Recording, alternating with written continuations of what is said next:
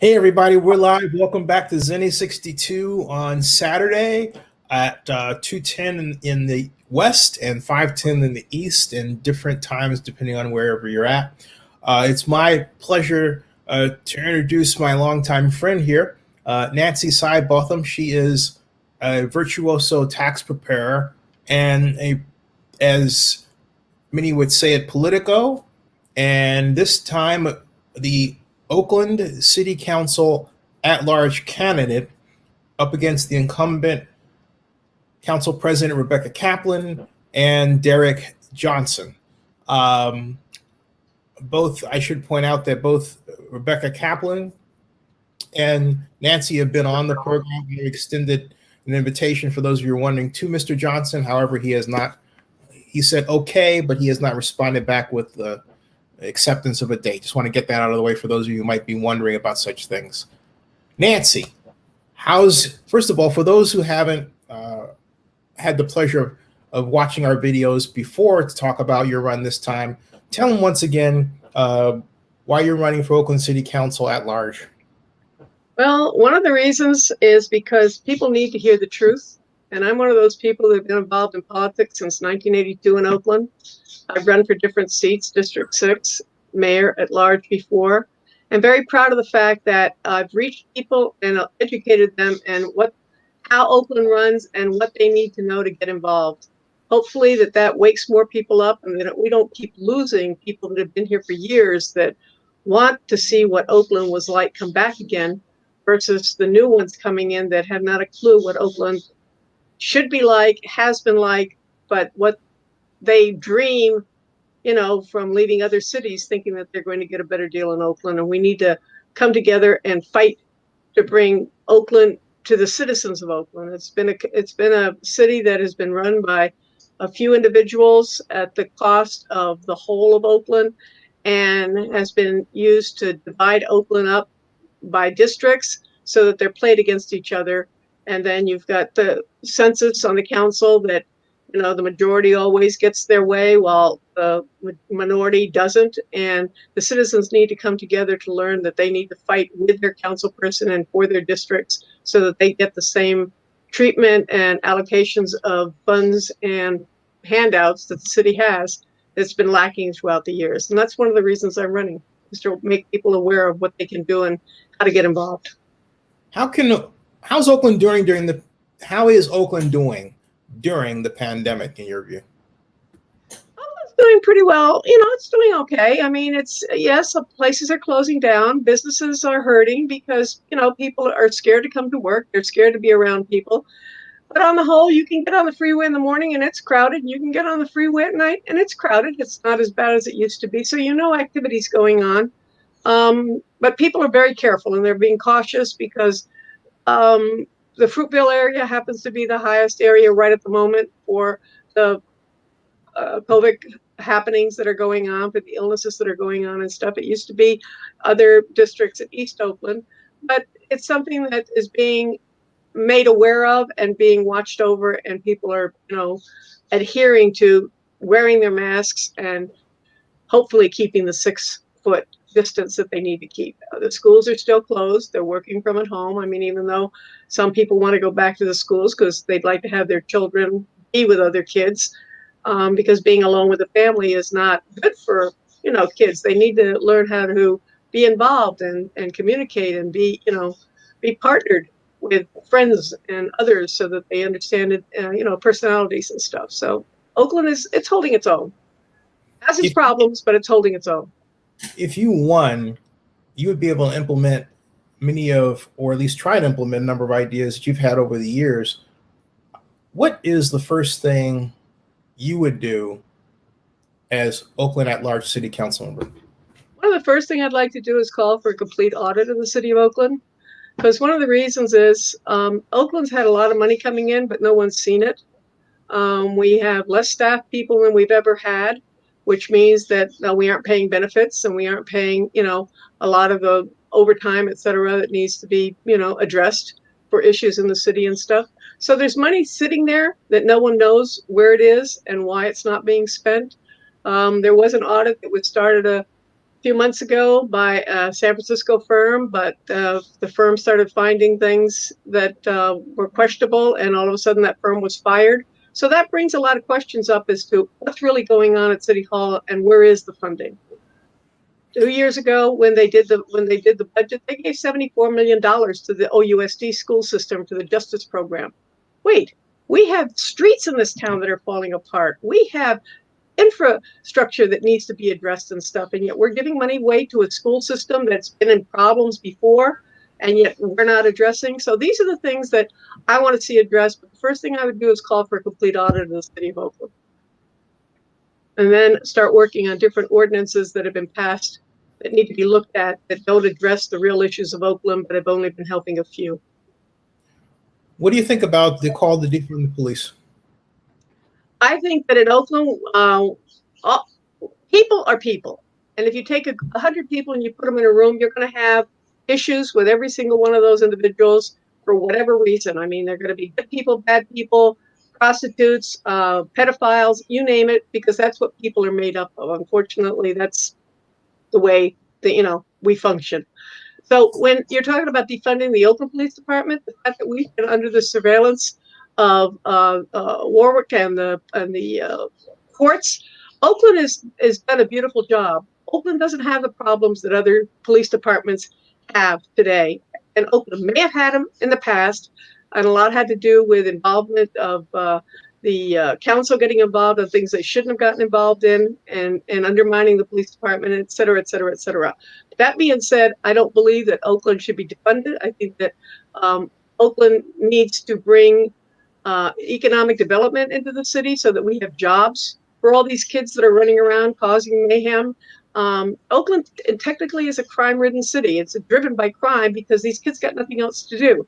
And when the opportunity presents itself, they're going to take advantage of it. We've passed Prop 47, which, $950, you can do whatever you want. So guess what? They're doing it, and nobody can do anything about it, and people don't understand that. In the meantime, the police department is down in numbers. We don't have the police force that we are told we have. One, because they don't want us to have the city to pay back the money that have been taken out of our property taxes based on the statement that we are supposed to have so many set number of officers, 770 something or something like that. We have a lot less than that. Yet, the people don't understand, and they need to be aware of how to fight this and how to ask the questions and who to ask and get the answers that they deserve to have as citizens and residents of Oakland. You'll have to work with Oakland Mayor Libby Schaaf, and you've been a critic of the mayor's, but what can you work with the mayor on where you all have common ideas of direction? I think that, working with someone, whether you have disagreements and stuff, or whether you've, felt that things haven't been going right, I think sitting down and coming up with a consensus on how to deal with things, again, the pressure needs to come from the community. I'm just one person. I can only be a front as a voice for the community, but the community needs to be the voice to be heard. And as long as no one's listening to them, excuse me, then, we're not going to accomplish the things we need to accomplish. I mean, I can list a lot of the things that are going on in Oakland that the community is dead set against, but yet City Hall is not listening to them because the community won't go to City Hall. They won't go to council meetings. They won't stand up for themselves, but they'll gritch amongst themselves, hoping somebody will hear them, which usually doesn't happen. And that's where people like I come in, where I'm willing to speak up and ask that attention be given to the issues that the community is asking for. What's your position on the idea of liaisons at either Howard Terminal or the Coliseum? And I might add, for those watching, Oakland A's president Dave Cavall is going to be on my show this Tuesday at 1 o'clock Pacific. My position is I'd like to see the A's stay at the Coliseum. I understand money involved in putting them at Howard Terminal and stuff, but Oakland is we're a city that needs money. We have money, we don't know where it's at, based on my previous statement.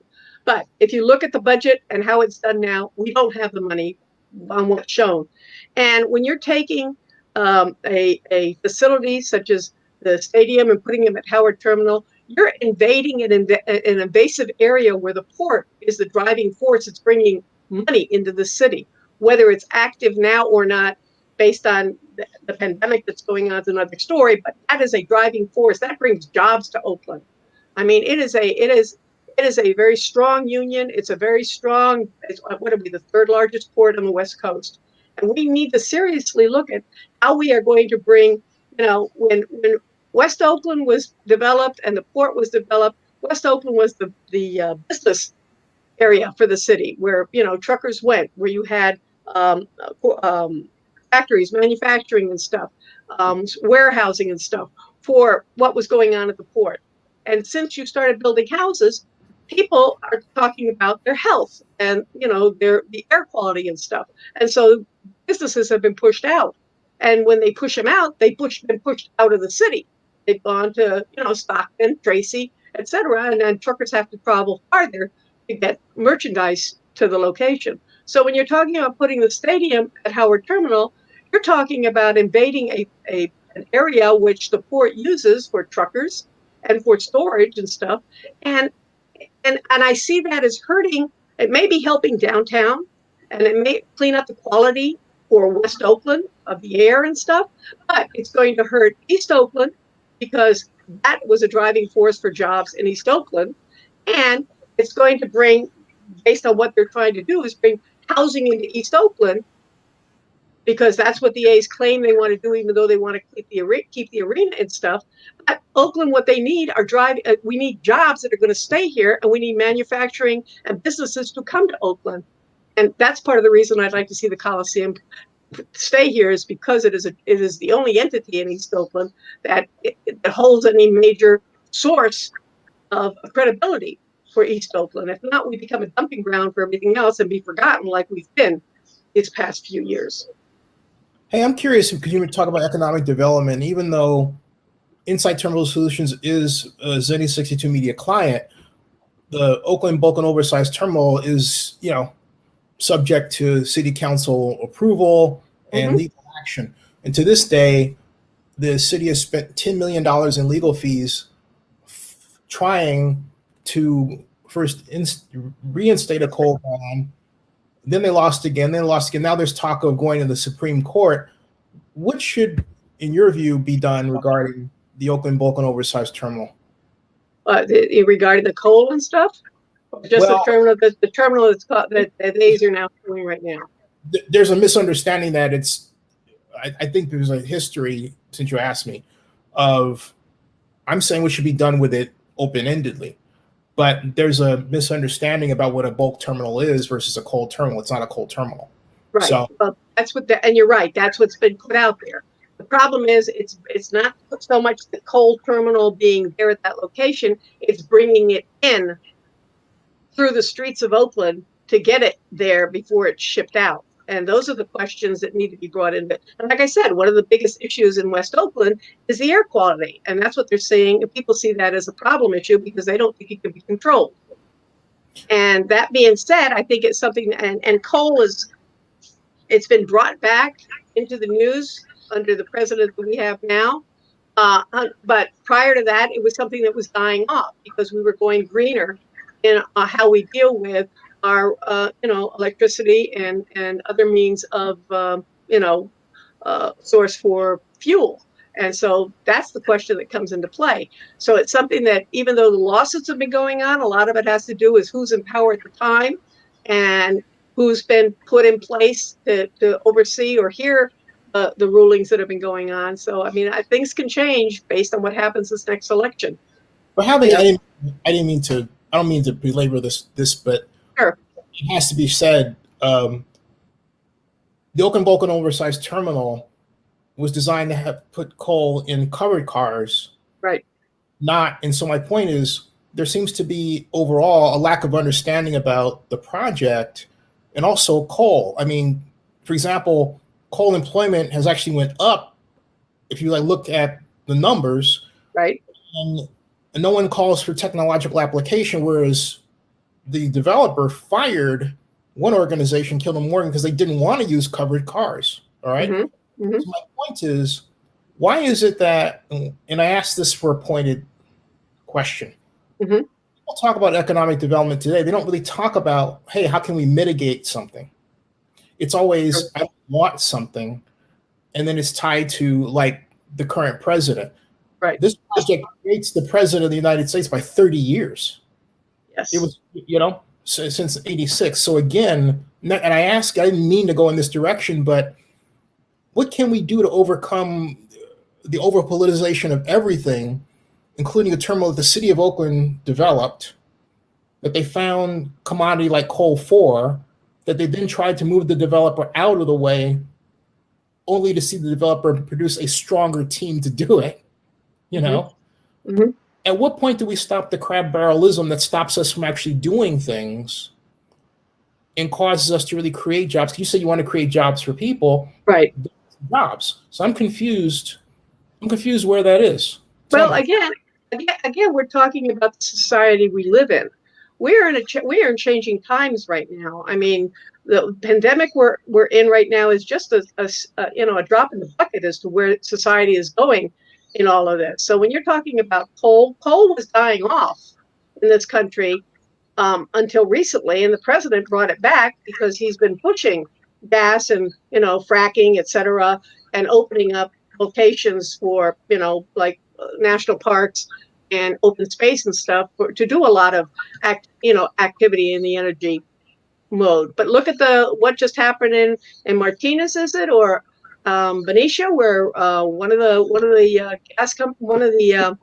companies out there is now going green versus they're going to start using oil. They're not going to be using the natural gases that are brought in, the oils that are brought in from Saudi Arabia and other countries, but they're going to go green. So there's a movement afoot to make changes as to what is going to be processed. Like I said, until recently, coal was important, and then all of a sudden it was dying off. And they needed to find an outlet to bring it out of Wyoming and different areas, to bring it here, Utah, to bring it here so that they could send it overseas, because China's a big user of coal and stuff. Having brought that to this country and to this city, you have a whole section of Oakland that has been fighting this, because they've been fighting anything having to do with trucking, coal, anything that's going to ruin the quality of life in West Oakland, because they want their air quality cleaned up and the asthma issues that are very high in that area of Oakland. So the people need to understand the dynamics of what you're saying, and I understand that it's bigger than it is. Fighting it in court, you're dealing again with personalities and judges. You're not dealing with the actual knowledge as to whether this is right or wrong, and whether this is healthy or not healthy. I'm not, and I know you're looking at me funny. I'm just saying that, it's one thing to say, yes, I want it because it's going to bring jobs and it's going to bring money in. And then it's another thing to say that, yes, I don't want it because it's going to ruin my health and asthma is going to continue. And yet they've come up with different means, which covering the cars to protect them coming through the streets of Oakland, and moving them into the freighters to move them to China or wherever they're going to send the coal. It's something that needs to be continued to be discussed. But as long as you have the powers that be that are screaming that they don't want this is going to continue, because guess what? These are people that get elected to office that are making these decisions, and they need to know, where the community stands on this. And West Oakland is a very powerful community in the city.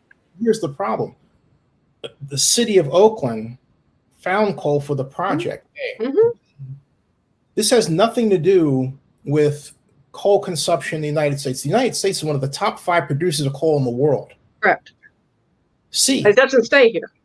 71% of urban development around the world is there because of coal. Coal, right. And there's a gigantic misunderstanding of how our basic fossil fuels and energy are developed, that was exacerbated because you had one guy, Tom Steyer, who put a lot of money into media and elected officials to get to change opinion of an industry, coal, that he got most of his money from. Right. And so again, I'm asking, first of all, why is there not more interest in technological applications to solve a problem rather than yes or no? Yes, absolutely. West Oakland has been decimated, but there's still, as we and I speak right now, trucks rolling through West Oakland. Mm-hmm.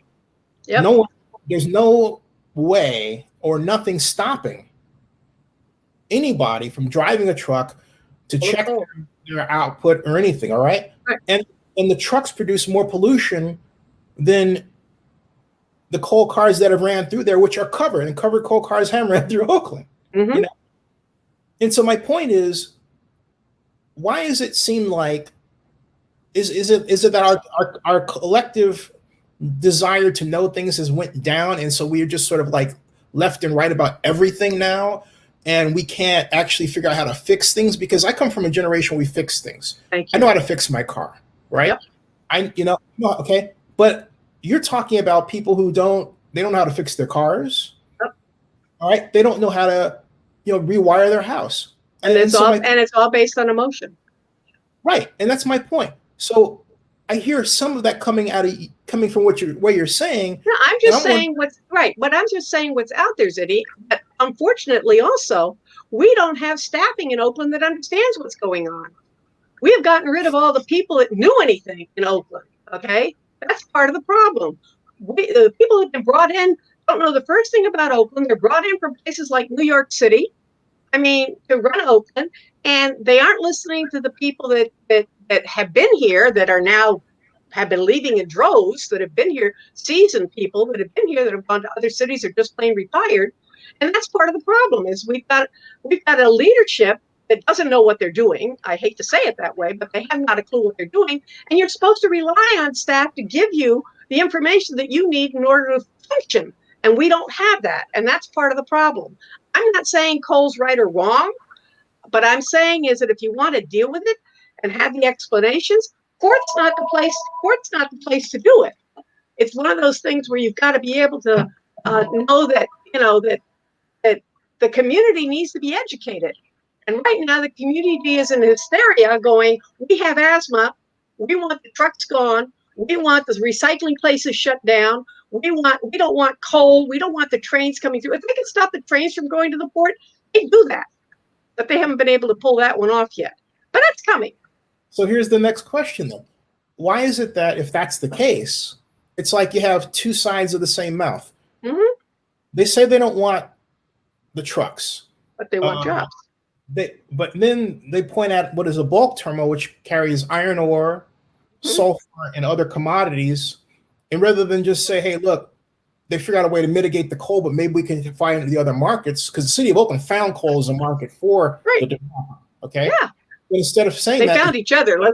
They found each other. No, if you read the Tioga, no. I cannot let you answer that.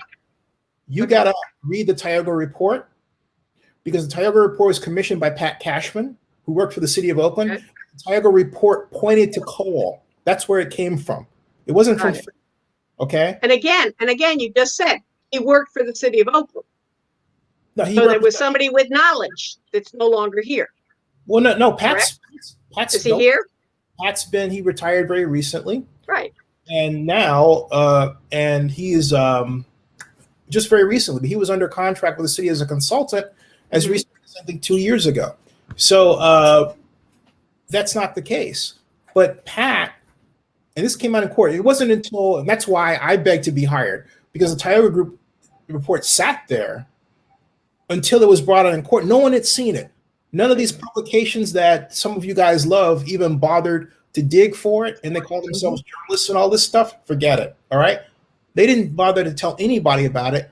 And that's the Bible around this entire project, as well as the fact that we have 7,000 military base jobs that have still not been replaced. And we're at a point where the federal government could come in. I don't care who the president is, and say, hey, you know what? You didn't fulfill your obligation to replace military base jobs. The situation is now worse. We're in the middle of a pandemic and you're still playing politics. We're going to take over the project and build it ourselves. All right. That could happen. Yes, it could. That could happen. And so my point is, again, everybody says we don't want this. And yet at the same time, they say they don't want Howard Terminal. So if you don't want Howard Terminal to be built, and you don't want activity at the Maritime, which it sounds like you don't want trucks or anything else, they have to be there. What do you want? I mean, I'm trying to point to this mindless confusion that's like out there. It's like, are people actually thinking? No, As opposed to just talking. they're talking because nobody's realizing. I mean, to listen to the stories that are told. I mean, when we had the meeting and you were at the Zoom meeting for MGO regarding the Coliseum and Howard Terminal and stuff, I learned a lot, which was, I mean, we hear a lot of things, and I mean, not all of us are reading everything that's published out there, and you want to talk to experts, both pro and con. And when you listen to the experts, it opens your mind up to, wait a minute, why wasn't this put out there? And you're right, we don't put information out there because, again, the public is not led, doesn't want the public, they don't want the public to know anything. That's part of the problem. And like I said, it takes a few people, and there have been activists in Oakland over the years, some of them still here, some of them gone and remembered well, and that bring things forward and stuff. But the people out here aren't listening. And the only time that your people out here are screaming is because they're either paid to show up, or they show up in droves because they've been made promises to, or they're bussed in. Instead of the community that it's involved, that needs to be involved in it, aren't told anything. And that's part of the problem in Oakland, is we are played against each other. Yeah. So I mean, like, did you know Tom Steyer gave $500,000 to Oakland Promise? Hey, of course, because Libby's out hustling every way she can for that. $500,000. So basically, he's driving to a degree our development direction. Right. And again, that's hopefully influencing Libby, because it's one of her babies that he gave to. Again, we're playing politics instead of going out to the community and talking to them and promising them and saying, these are going to be Oakland jobs. These aren't going to be union workers coming from Utah coming in here to work here. These are going to be union jobs and Oakland jobs that we're going to bring to you, Oakland, instead of making promises saying we're going to bring this stuff. And then they get it and we get it, but we're not hired. And that's part of the problem. And there's another, when you talk about information, already 3,000 people have been employed with respect to the Oakland Oversized Terminal, which is another reason I begged to have them as my client, because people weren't getting that information out. I don't mean to do that here, but you kind of led me in a direction I didn't intend to go. No, you opened this up. Yeah, I did, because it's kind of out there, and I think what got me, Nancy, is Natalie Nadell, Nancy Nadell rather, the other Nancy, tried to attack me on Facebook and say, well, we called CSX and they don't provide covered cars and they're not going to do transport because coal's dying. Get this. Hold on a second. All right. All you have to do right now, if you're watching this, is go to Google and type CSX Coal. The first result is the CSX page, which will then tell you that CSX is the largest transporter of coal in the United States. Now, why would the largest transporter of coal in the United States tell, of all people, somebody that Nancy Nadell couldn't even name, that they weren't going to transport coal anymore? You'd have to be a fool to believe it. And I said, you're wrong. And I made a video basically proving that she was not telling the truth. That's the kind of situation that we have today. And Nancy, when she was there, she fought on all those measures. It was always, keeping everything clean and above board. And instead of working to bring jobs to Oakland, we let Oakland go by the wayside all this time. But Nancy, you just hit on it, okay? That gets to my issue. Jobs and clean air and clean facilities can coexist. Yes, and I agree. The only reason they're being decoupled is because we have a people that don't understand tech. They're afraid of it. They don't know to use it. They don't want to fix things. They just want to say no to things. Right. And they don't even know what they're saying no to. They're like 5-year-olds. No. All right. But that's how we've been brought up. How do you govern a city with that? Again, you start electing people that understand what's going on, instead of electing people that are yes people to the money that's being given to them, and the powers that sign there, saying that I'm sponsoring you or that, I'm backing you. I mean, you've got to go to the people and find out from the people what they want and work to make sure that they get it. They want jobs. These are jobs. And if it's going to be clean, everything where we are today is everything is being worked to be clean driven. That's why they're getting rid of old cars and stuff. Some of us may collect them. And oh, by the way, I work on cars too, because I was brought up that way. But The rest of us, they're all buying these electric cars and all these newer cars and stuff. That are causing problems on the road, yet it's something that we're getting into. So it's a mindset that needs to be changed, and it needs to start in the schools, which is another area, because the kids growing up need to understand this. So that when they go home and the parents start saying no to this, they can explain to them, look, this is what I learned today, and this is going to work because these are the changes. There's a lot of things that come into play here, and it's not just, it's politicians getting in there protecting their turf, and then it's people out there that want to make sure that who you're electing works for you and moves your position forward so that it works for everybody. The reason I went in that direction is because as I hear you and others talk about jobs and the Oakland oversized terminal and everything else, I see this rising number, it seems to me, correct me if I'm wrong, of people who are homeless in Oakland. Yep. So what's your plan to stop this? Well, the first thing that needs to be addressed is the county needs to come in and start doing their job. Like San Francisco, we have Alameda County, which is a Health and Human Services, is a county department. And Oakland is a city, like San Francisco is a city. In San Francisco, this county of San Francisco Health and Human Services is working on the issue under the mayor's guidance and stuff. In Oakland, unfortunately, Alameda County entails a lot of different cities and areas that the county has to cover. And people are being pushed out of other cities in Alameda County, and they're all coming to Oakland. Not everybody that's homeless in Oakland is from Oakland, even though some people would like to say they are. They may live here now, and they may be Oakland residents now because they live on Oakland soil. But they didn't come here from Oakland. They came from outside the city, from outside the state, and we have the climate that draws people to it. And we have the county services in Oakland, which is what they're a magnet to. When it comes to working with them, the first thing that needs to be done is the county needs to start doing their job, and they have not been doing their job. They've been dumping on Oakland. Oakland doesn't have the means, the personnel, or any type of funding. Libby's brought in a lot of funding for the homeless and hasn't spent hardly any dimes on any having to do with the homeless or house the homeless and stuff.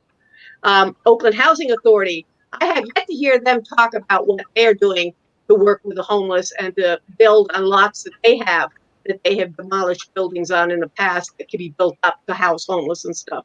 And yet I keep hearing about all these nonprofit housing coming in here and wanting to do business here in Oakland. But that's been ongoing for years. Oakland isn't a strapped city when it comes to housing. There is housing. The unfortunate thing is the laws that have been passed in Oakland in the last couple of years have told people, hey, we're not going to rent. We're not going to do this. We're not going to do that. We're going to find another means to put, to use our housing in our buildings, because we don't want to worry about the person moving in suing us 2 days from now because I looked at them cross-eyed and they're going to get between $4,000 and $12,000 and go and get a free lawyer while I have to pay out the money and hire a lawyer for another $20,000. Elaborate on that. What do you said? Laws. What laws were you referring to? We have a renter's tax, and we have what is that we pay now $68. I think it's gone up to over $100, but it was $68 a year. Prior to that, it was $30 a year, where the tenants can go and complain to the city about the landlord not fixing a light bulb, or stopping them from parking location, or not allowing them, or like a good example is 2 women that were in the service were transferred back east for a few months, and they rented out their house and told the tenants they were coming back, that they were renting it out to. And when they came back, and they came back earlier, they told them, we're back, we want our house back and stuff. Instead of agreeing and working together to find a new location, they sued these 2 women and ended up with $6,000. In the meantime, the women had to pay the $6,000 out and had to hire a lawyer in order to be able to get their own personal home out that they thought they were doing a good deed by renting it out while they weren't here. And these are the things that are going on in Oakland. I mean, I've got 4 clients that have been sued by tenants that have very good jobs, aren't hurting for money at all. And one of them was moving down to Santa Cruz. But then the property owner said, oh, I have my son and daughter-in-law moving out here. And, just letting you know that they're going to move in after you move. Oh, you are? Well, you're going to have to pay us $11,000 to move us. And played it out and ended up getting the money. So it's something that landlords are worked against and not allowed to. I mean, they invested money in this town. They're paying mortgages, and yet the tenants are allowed to get paid relocation fees, first month's rent. I mean, who's heard of this? And why is it happening now, especially in a time when Oakland is hurting to bring people into Oakland, and yet now you're forcing people to, I don't know what's going on here, okay, there we go, start looking another way. And we're losing a lot of people in Oakland because of it. And most of the people getting hurt are not the companies coming in here buying up housing. They've got the money. They're coming in from out of state. I get postcards every week. I'm getting postcards of people offering to buy my property. And the name of the game is, I'm not going to sell because I love Oakland. I'm staying here. But there's a lot of people that are giving up their housing and moving out of the city because of all these games that are being played at the expense of property owners that had built this city. And a lot of them are, and Oakland's being gentrified because of it. Because the people really getting hurt are the people in the low-income community that have held Oakland, East Oakland, and West Oakland together. And that needs to be looked at and addressed. So that's what I'm talking about. So you've identified the problem, but what's the solution? The solution is that, where was it that I saw on the internet that they were chanting up in Seattle, in a white neighborhood that a black neighborhood that belonged to a black neighborhood at one time, and whites had come in and bought it out, and they had a movement in the area on the streets there saying, you need to give us back your homes. And this is what the media is driving. It makes news, but you need to start working with people. You can't just go after people and expect them to pay through the nose, especially when you've got a city like Oakland that has no sales tax base or very little. And all you're asking is property owners to pay and pay and pay and pay and pay. And then on top of that, now you're asking landlords to pay, like I said, relocation fees, first month's rent. And that's been unheard of, but it's a movement that started not in California. It started back east, I believe in Washington, D.C. or somewhere around there. And now they're bringing all this stuff here to Oakland and other cities in the Bay Area. Berkeley has always been a rent control city. And a lot of people moved to Oakland when they had political problems in Berkeley and didn't get their way. A lot of the people that were attempting to run Berkeley back in the 80s moved to Oakland and brought a lot of stuff to Oakland. It changed the dynamics of how government functioned back in the 80s. And we're still living through a lot of that. And unfortunately, we haven't had the electorate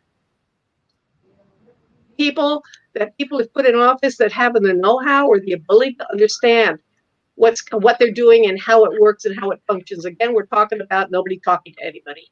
Everybody having an opinion, but no one talking. Well, my friend, you laid out the problem beautifully. But once again, I don't hear the solution. If you're a council member, how are you going to change that dynamic?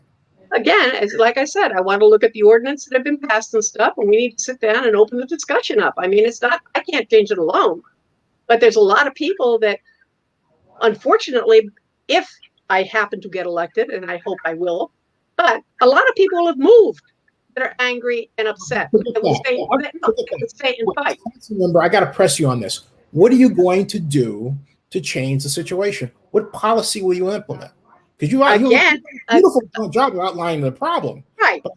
And again, it's working with the community. I mean, Oakland's a renter city. I mean, because it's been set up for years that way, because a lot of people that own property kept their property and moved out, up north, east, name it, but kept the rentals in Oakland. You need to bring people together and allow them to have a say in what's going on and not rely on the renters voting all this in and the property owners, who a lot of them don't live here, having no say at all on what's happening to their piece of property that they're invested in the city. So it's a discussion that needs to be had. Can I do it alone? Heck no.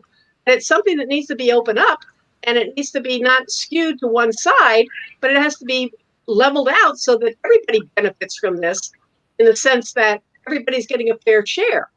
The problem is a lot of tenants come in there and they make complaints and aren't viable. Nobody's talking about the tenants that ruin property and walk away and don't have to pay back anything.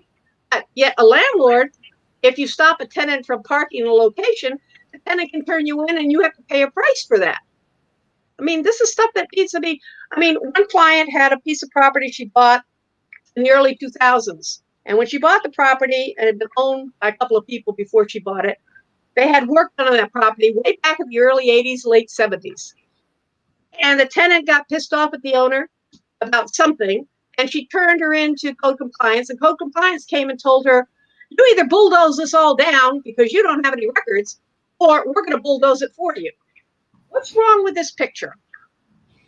And Oakland doesn't have any records prior to 1986 for real. Oakland's gotten rid of all their stuff, so there's no way of tracking all this. And now you've put that one person who happens to be a woman and single into a position where she had to hire a lawyer and try to rebuild all this at her expense because the city had somebody show up and said, you either bring it up or we bulldoze it. Because her tenant, and the tenant's still living there. Tenant hasn't left. It wasn't to get rid of the tenant or anything. It's just that this is what we're dealing with. So it's a person that we're talking about personalities. We're talking about people being able to get together. But as long as you give the tools to one side and no tools to the other so that they can play together in the sand, people are going to get hurt. And the people getting hurt are the ones investing in the city, not the ones that are going to live here long term. So what will you do for the number? There's been a vast number of single African-American women who've been illegally evicted in Oakland. Now, is that true? Yes. Yeah. I mean, we need evicted for whom and who evicted them? I mean, that's the question. Are they being evicted by people coming in here buying up property from out of state? Yeah, there was one. Are they being evicted because the houses went into foreclosure because people couldn't pay the taxes and stuff? I mean, these are the reasons. So to answer your question, though, and it's a pointed question that deserves an answer right now. Sure. The person that was doing this spent 30 days in jail for a whole litany of examples of illegal evictions going all the way back to 2006. Okay, then that person needs to stay in jail, and those people need to be put back in those houses again. I don't have a problem with that. If it's illegal. But my point is, as council member, yeah, what do you do to help those people who don't have it? Because again, you've done a great job of outlining the problems. When you run, Nancy, you've done a fantastic job of outlining the problems. But where I want to see you at the next level is when you say, I'm going to do A, B, C, and D. You got the Again, it's bringing people in that know how to run a department, which we don't really have. We need to start bringing people that are educated in, and not just nonprofits because they started one because they want housing built. I mean, I don't want to bring up names and stuff because I don't want to go there. But the name of the game is this issue is bigger than just me being a council person and people being evicted. It's the middle people in all of this that are skewing the laws. When you have a city attorney that is hiring tenant lawyers and getting rid of other lawyers in the city, and she's hiring tenant lawyers and writing legislation for the city council, that's something that needs to be looked at. That city attorney is supposed to represent everybody. So the name of the game is working with everybody and working on a level playing field. The city auditor needs to do audits. The city attorney needs to be working with everybody in the city, not just where her love and ideas come into play, or you don't run. The name of the game. I mean, I'm a landlord, okay, and my tenants don't pay me my mortgage. I've been supporting my tenants for over 30 some odd years. I have a mortgage that's $1,300. My tenant pays me $600 a month. Okay. She raised her own rent on me by $50 last year. So now I'm getting $650. I've been carrying her for almost 37 years.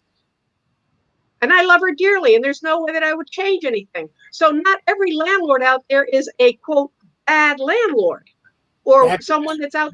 I got to ask, are you taking your issues to the governor and asked for policy to be formed so that, landlords have assistance? I think that that's coming out of LA right now, but I think that it's a good point. I've tried to work with certain people that have been working on this and told them that they need to do certain things. I am not a part of the association in Oakland, but I was invited there to talk to them and listen to them. And I've given them pointers of what I feel they should do in order to move forward on this, because just having 5 or 10 or 12 people sit there and think that they can do something, it takes an army. It's not something you can do on your own. It takes people working with ideas coming together. I can't walk in and say what I feel about something is not something I can take to council. I need to walk in being open to other ideas and everybody else's voice so that we can come together and come up with a consensus of what is going to work or attempt to work for everybody concerned. Is it going to? Everything's subject to change. That's why you keep the field open, so that you keep working on it to bring those changes about, so that everybody does come around to feeling comfortable in dealing with this. Just like what's going on and stuff. You've got a whole half a city that doesn't want it moved from the Coliseum, and you've got some people that want it down there. How do you feel about? Go ahead. I'm sorry. Go ahead. No, I mean, because that's what they've been put out, that they're going to get a better living quality of life based on the air quality being cleaned up. I mean, it depends on what subject you talk about. There's going to be pros and cons. Well, they will. No, I mean, and the reason I'm saying is again, my personal truck is that we don't think of these problems as Sputnik moments where we can say we can apply technology to solve this problem. Right. We've degenerated intellectually to a point we have people who say no and they lie about facts, what they or what they think of facts, and they try to make themselves pump themselves up as the experts, when in point of fact they don't even know how electricity is produced. Thank you. Okay. So I mean, it's gotten beyond. It's kind of the unfortunate thing in life is everybody's got an opinion, but nobody has a solution. It doesn't mean the opinions are right. But everybody's got an opinion, and they love Gretchen, and they expect somebody else to take care of it for them. The trouble is that they need to find somebody that's willing to take care of it and work with them, not sit there and say, I've got the solution, and then it blows up in everybody's face, which is what's been happening. But you're running for council, so they're expecting you to have. Of course, but I'll be the first to tell you, I don't have all the answers. I never have. I never will. And that's why you go to school. That's why you go and learn from people, is because I learn from you. When I talk to people, I learn from them. I'm an open book when it comes to learning, because everybody has an idea of how to solve a problem. I mean, you can sit there and pull an engine out, and you may just need an alternator. But somebody tells you the whole engine needs to be pulled out. That's why you go for a second opinion. That's why you have people talking to each other. Now, shifting gears, you're up against the current council member, Rebecca Kaplan, the incumbent, and the unknown Derek Johnson. Everyone talks about like how much money they've raised. You handle your campaigns differently. Tell us how you're doing your campaign. People have given me money. I haven't raised that much. I don't believe in asking for money, especially, people are hurting. We're living in a times now that people don't know whether they're going to have a job tomorrow. Do I want money from big name people? If they're willing to give me money with no strings attached, I don't have a problem with that. If you're going to attach a string expecting that I'm going to be there for you on your beck and call, I have a real problem with that, because I'm not there to represent one or two people. I'm there to represent a whole. And in this case, it would be the whole city of Oakland, and not just certain people coming in here that may want to make a quick buck or protect their interests, such as certain people that, have a lot of property in Oakland that make sure that they spearhead campaigns for certain candidates, et cetera, and then get themselves in trouble and then get themselves out of it. So those are the games that I won't play. I am running from the people for the people. I am not running because I'm protecting somebody's bottom line. So how are things going? How was because you were in a candidates forum 2 nights ago, right? How was that? Yes, it was very good. I think it went well. Again, it's people opening up and realizing, like I've told people, I said, you need to ask questions. You need to talk to these people. You need to do the research. You can't rely on flyers coming to your house. You can't rely on what they're saying. You need it, like you're asking me harder questions. You're not just saying, "Oh, how do you feel about this?" and then let me say something and then go on to another question. You want answers. That's what needs to be done. People need to be able to sit there and speak up and have answers for what they're doing and why they're doing it. Not because they've been found to run because they look good, they sound good. Oh, and they may be somebody, but not too many people heard about them until they run for office and yet say nothing. And those are the things that need to be looked at. People need to really, really. This isn't just a presidential thing that we need to be looking at. We need to start looking locally because it starts at the local level before you can change the top. Because guess what? All these guys that got up here, they started down here at one time, and they got away with it because nobody was paying attention to the lower level and let them get to the higher level, and then we end up with messes that we're into. So as we close, I got to ask you, in the spirit of DNC 2020, tell everybody, why are you a Democrat?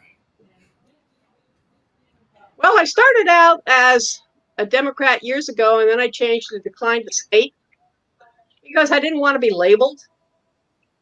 And then I got involved in Oakland.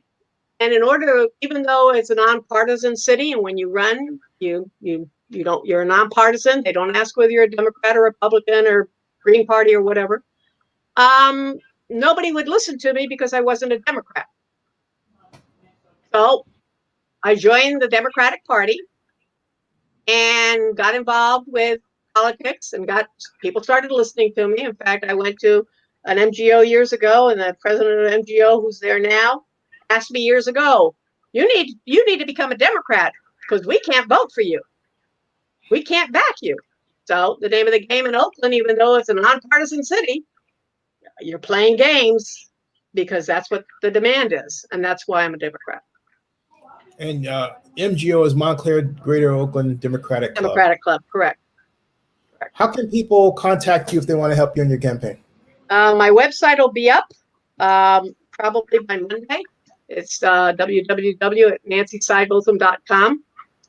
And then you can call me at 510-635-2678.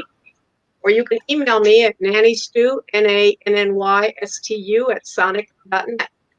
And where did Nanny Stu come from? Were you Nanny? My name is Nancy Stewart. Oh, so I got nicknamed Nanny Stu, and so I've kept it ever since. Why do I feel like there should be a rap song that goes with that? We can probably find somebody that'll do that. I got somebody that's big in the music business that can probably take that on. Yeah, a rap song and a T-shirt. It's like, you know. Okay. Just an idea. Hey, Nancy, stick around in the background, but thanks a lot. But Thank you, City. Everybody, we'll be back with Councilmember Ben Bartlett in about 90 minutes, and more from Zenny62 on YouTube, and bookmark oaklandnewsnow.com. Zenny62 Media credentialed for the third time, this time for the 2020 virtual Democratic National Convention. All right. Stick around, Nancy. Thanks, everybody. Thank you.